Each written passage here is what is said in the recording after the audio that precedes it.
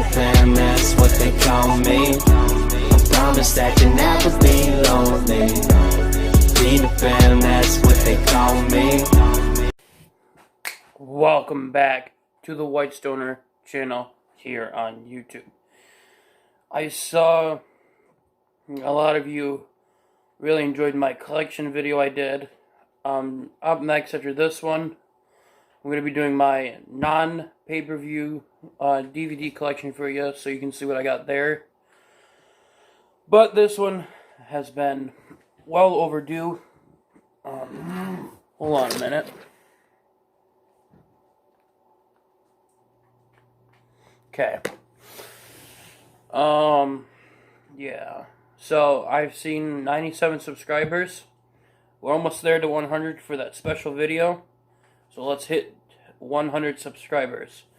And today, we are going to be reviewing Wrestlemania 30 for you. This is that special edition you could get with the book. I was not expecting to find this at this trader for $8, but it's super cool. Look at the back here, and then the front's really cool. And I will just skim through the book for you if you haven't seen it already. It's basically 30 years for 30 moments. So, there's one moment from WrestleMania 28.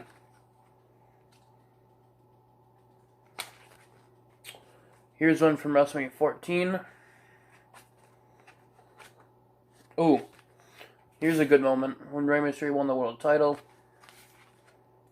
And one more. Let me pick out a good one.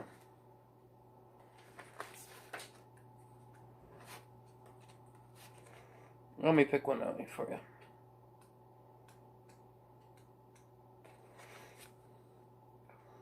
The Battle of the Billionaires, when Mr. McMahon got his head shaved at WrestleMania 23.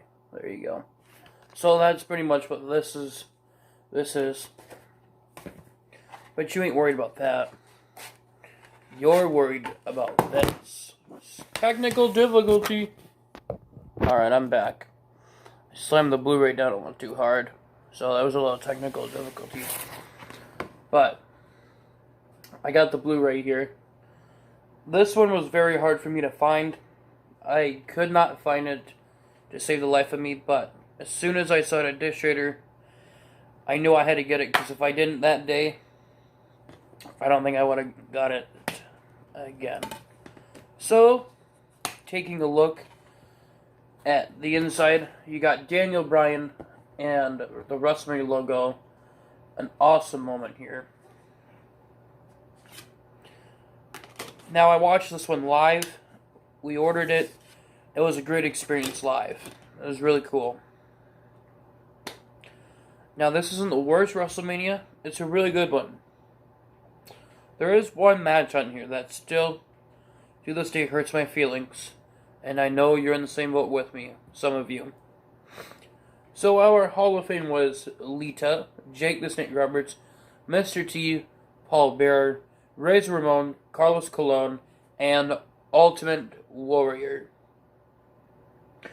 We had top 30 greatest WrestleMania moments. Hulk Hogan discusses WrestleMania. Triple H and Stephanie McMahon revealed the WrestleMania set. Batista reflects on his return to WWE. Randy Orton speaks on becoming the face of WWE. The history of Andre the Giant. I haven't checked that one out, but I really want to now. The Streak versus the Beast. A look at Hulk Hogan's storied career. Haven't checked that one out. I only watched one of these Blu-ray exclusives. John Cena confronts his fears, and then AJ Lee versus the World. And Blu-ray exclusives is All That's Left is the Game. And Bruno Sammartino. Something about Bruno Sammartino. So, the immortal Hulk Hogan makes his epic return to WrestleMania.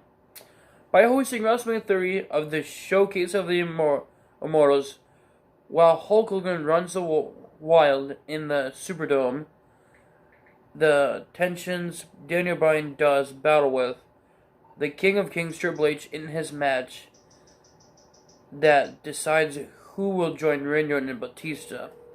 See, that I didn't like,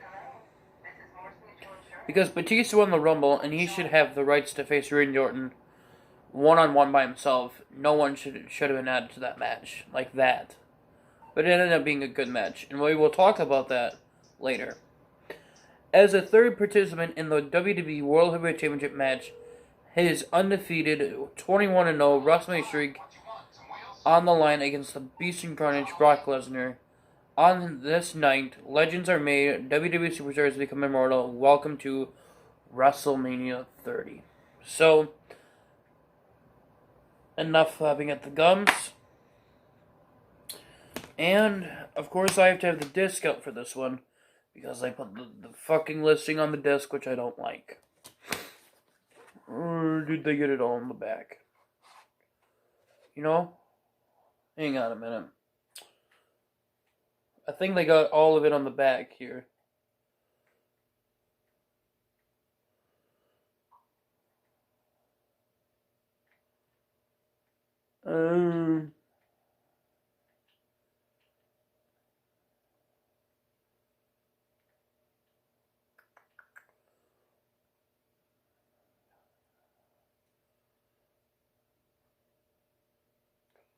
You know what? I think they did.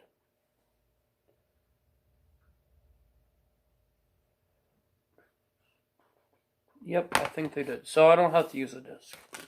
I just wanted to make sure there.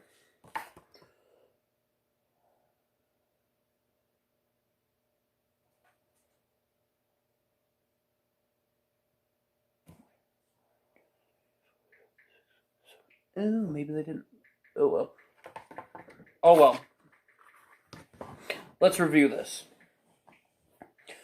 To start the evening off, we had the immortal Hulk Hogan, my bad. He was the host of WrestleMania 30, which is a much better choice than The Rock back in WrestleMania 27. Not saying anything's wrong with The Rock, I just didn't feel he needed to host it. Let's not get into that right now. Hulk Hogan came out and he said we were in... What are we in? He said we were in the Silver Dome for WrestleMania 3. He thought he was going back, fighting Andre the Giant again. That was hilarious. I don't know if he meant to say that or not, or if he did it on accident or not. Either way, it was great, funny. The Rock came out. Stone Cold Steve Austin came out. It just made that moment so much better. 30 years with those three legends in the ring. Those three alone made the WWE what it is today. Without them, I don't know where we would be. Then they, Stone Cold and The Rock make fun of Hogan saying they're in the Silver Dome when they're in the Superdome. That was still funny. So to start our night off, we had a singles match between Daniel Bryan and Triple H. The winner of this match would go to the main event and face Batista and Randy Orton. Again, I'm still upset about that. Batista and Randy Orton should have been a one-on-one match by themselves. But this was a great match between Daniel Bryan and Triple H. Triple H's entrance was actually cool here. I didn't mind it. Daniel Bryan wins in 25 minutes, 58 seconds, almost 26 minutes to start the night off. Really good match. Before I go into my next match, I just want to mention I don't have WrestleMania 32 or 33 right now. I'm trying to find them on Blu-ray, and this is the most difficult thing. I noticed you can get them in steelbooks, but I'm afraid to buy those because every time I look at them, they say UK. So if you know where I can get WrestleMania 32 and 33 Blu-ray, please let me know at a decent price down below in the comments. Our next match was The Shield versus the New I think it was. Hold on. The Shield versus Kane and the New Age Outlaws. 6-man tag team. Yeah, okay. This was not a good match, really, because of time. It was only 2 minutes 56 seconds. I think it was a match to cool us down from the beginning of this pay-per-view. The Shield wins in 2 minutes 56 seconds. Not a good match.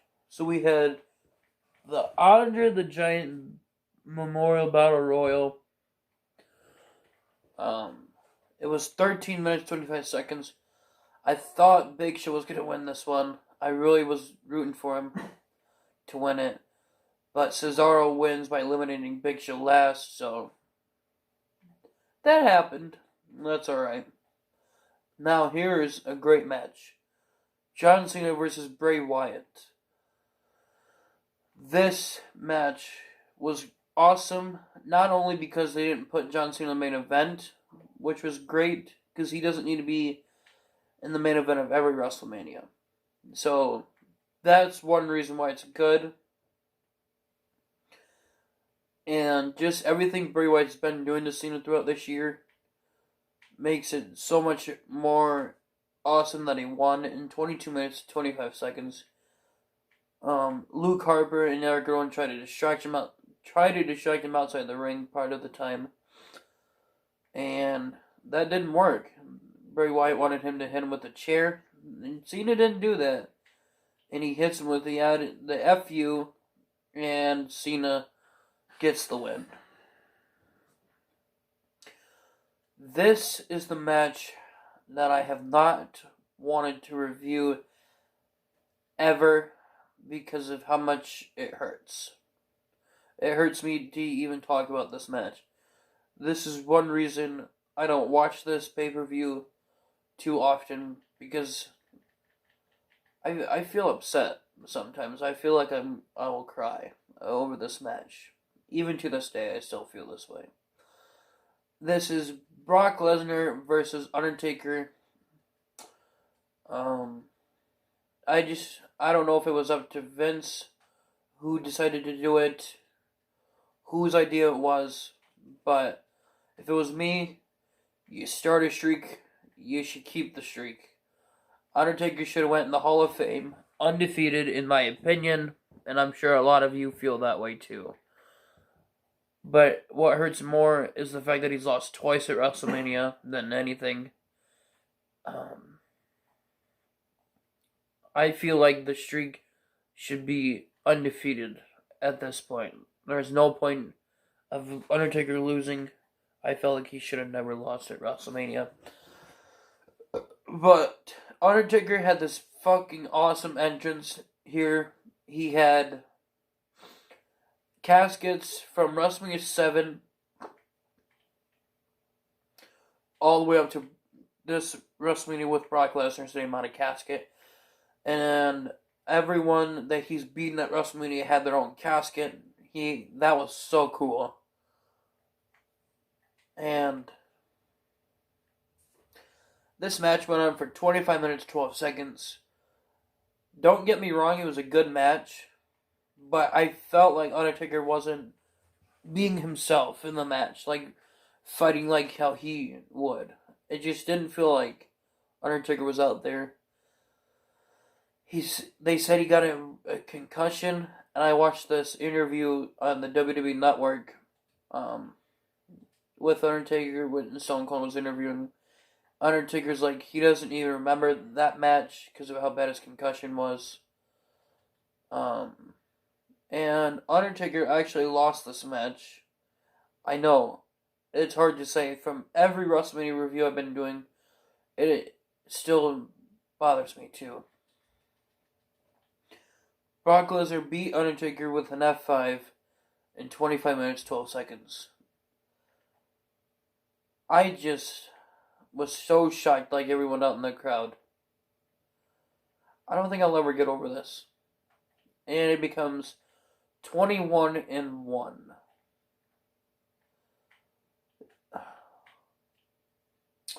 Our next match was AJ Lee defending her Divas Championship in a Vicky Guerrero Divas Championship Invitational. Yeah, if you want to, like I've always said, not to be mean, but if you want to see what's in the Battle Royal, look it up yourself. I don't got time to write it down. So AJ Lee wins in 6 minutes 48 seconds. She proved Vicky Guerrero wrong that she can still be the Divas champion here. And our main event was Daniel Bryan versus Randy Orton versus Batista. This match was fantastic. When I watched it live, it made me forget about the Undertaker match, and I felt a lot better seeing this match. This match was just, everything about it was perfect. And if you noticed, this match was a lot like WrestleMania 20's main event. So if you go back and watch WrestleMania 20 main event and compare it to this one, you'll see a lot of similar things. So, it's called the Yes Lock here, which is technically another version of the crossface, more or less. Daniel Bryan locks it in on Batista, and Daniel Bryan gets the win after he was put through a table and all that. And if you notice the way Randy Orton landed after the RKO, you could tell that the fucking hurt. He landed on a TV monitor from the table, so that must have hurt real bad. But Daniel Bryan won in 23 minutes, 20 seconds. He's your new WWE World Champion. And this title reign is very upsetting because the next night on Raw, his neck gets hurt. He gets hurt somehow. This is not at all what you should do when you win the world title. I just was upset with what they did. They make Daniel Bryan the face at WrestleMania, of the WWE at WrestleMania, and they shut him down the next night on Raw. So, overall, WrestleMania 30, I give it a B+, only because Undertaker lost at this WrestleMania. If he won, it probably would have got an A in my book. But let me know down below what you think of WrestleMania 30. Stay tuned for WrestleMania 31 review. Stay tuned for my next video I'm doing up next. It's all my non-pay-per-view DVDs, so you can see the rest of my collection and tell me what you think about it. Don't forget to subscribe. Don't forget to like this video. And White Stoner is out.